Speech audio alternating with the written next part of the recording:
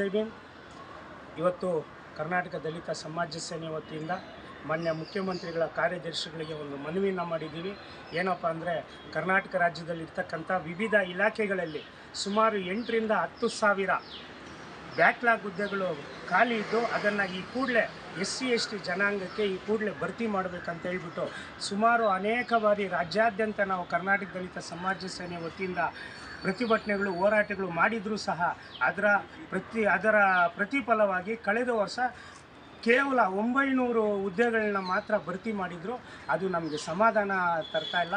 ಸುಮಾರು ಇನ್ನೂ 8 ರಿಂದ 10 ಸಾವಿರ ಹುದ್ದೆಗಳು, ಬ್ಯಾಕ್ಲಾಗ್ ಹುದ್ದೆಗಳು ಕರ್ನಾಟಕ ರಾಜ್ಯದ ವಿವಿಧ ಇಲಾಖೆಗಳಲ್ಲಿ ಭರ್ತಿ ಮಾಡಲಿಕ್ಕೆ ಖಾಲಿ ಇದ್ದರೂ ಸಹ ಯಾವುದೇ ಸರ್ಕಾರ ಬಂದರೂ ಇವತ್ತಿನ ದಿನ ದಲಿತರನ್ನ ಕಡೆಗಣಿಸ್ತಾ ಇದೆ. ಅದಕ್ಕೆ ಕಾರಣ ಮಾನ್ಯ ಮುಖ್ಯಮಂತ್ರಿಗಳಿಗೆ ಒಂದು ಮನವಿಯನ್ನು ಮಾಡ್ತಾ ಇದ್ದೀವಿ.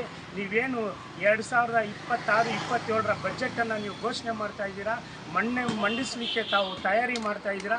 ಇದರಲ್ಲಿ ಕರ್ನಾಟಕ ರಾಜ್ಯದಲ್ಲಿ ವಿವಿಧ ಇಲಾಖೆಗಳಲ್ಲಿ ಇರ್ತಕ್ಕಂಥ ಸುಮಾರು 8 ರಿಂದ 10 ಸಾವಿರ ಹುದ್ದೆಗಳನ್ನು, ಬ್ಯಾಕ್ಲಾಗ್ ಹುದ್ದೆಗಳನ್ನ ನೀವು ಭರ್ತಿ ಮಾಡದೆ ಹೋದಲ್ಲಿ ಮುಂದಿನ ದಿನಗಳಲ್ಲಿ ವಿಧಾನಸೌಧಕ್ಕೆ ಕರ್ನಾಟಕ ರಾಜ್ಯದಲ್ಲಿರ್ತಕ್ಕಂಥ ಎಲ್ಲ ದಲಿತ ಸಂಘಟನೆಗಳು ಮುತ್ತಿಗೆ ಹಾಕ್ತೀವಿ ಹಾಗೂ ಫ್ರೀಡಮ್ ಪಾರ್ಕ್ನಲ್ಲಿ ಬೃಹತ್ ಮಟ್ಟದ ಹೋರಾಟವನ್ನು ಹಮ್ಮಿಕೊಂತೀವಿ ಅಂತ ಎಚ್ಚರಿಕೆಯನ್ನು ಕೊಡ್ತಾ ಇದ್ದೀವಿ. ಕಳೆದ ವರ್ಷ ನಾವು ರಾಜ್ಯಾದ್ಯಂತ ಬ್ಯಾಕ್ಲಾಗ್ ಹುದ್ದೆ ಭರ್ತಿ ಮಾಡಬೇಕಂತ ಹೇಳಿಬಿಟ್ಟು ನಾವು ಸುಮಾರು ರಾಜ್ಯಾದ್ಯಂತ ಹೋರಾಟ ಮಾಡಿದ್ರು. ಕೇವಲ ಮಾಧವಪ್ಪನವರು ಸ್ಟೇಟ್ಮೆಂಟ್ ಕೊಡ್ತಾರೆ, ಸಮಾಜ ಕಲ್ಯಾಣ ಇಲಾಖೆಯ ಮಂತ್ರಿಗಳು ಕೇವಲ 900 ಹುದ್ದೆಗಳನ್ನ ಮಾತ್ರ ನಾವು ಭರ್ತಿ ಮಾಡಿದ್ದೀವಿ ಅಂತ ಹೇಳ್ಬಿಟ್ಟು ಸುಮಾರು ಇನ್ನೂ 8 ರಿಂದ 10 ಸಾವಿರ ಹುದ್ದೆ ಇದೆ.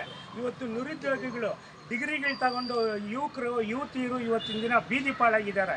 ಅಂಥವ್ರಿಗೆ ಮಾನ್ಯ ಸಿದ್ದರಾಮಯ್ಯನವರು ಈ ಬಜೆಟ್ನಲ್ಲಿ ನೀವೇನಾದರೂ ಬ್ಯಾಕ್ಲಾಗ್ ಹುದ್ದೆ ನೀವೇನಾದರೂ ಭರ್ತಿ ಮಾಡದೆ ಹೋದರೆ ಕರ್ನಾಟಕ ರಾಜ್ಯಾದ್ಯಂತ ನಾವು ಸರ್ಕಾರದ ವಿರುದ್ಧ ದಂಗೆ ಹೇಳ್ತೀವಂತ ಎಚ್ಚರಿಕೆಯನ್ನು ಕೊಡ್ತಾ ಇದ್ದೀನಿ.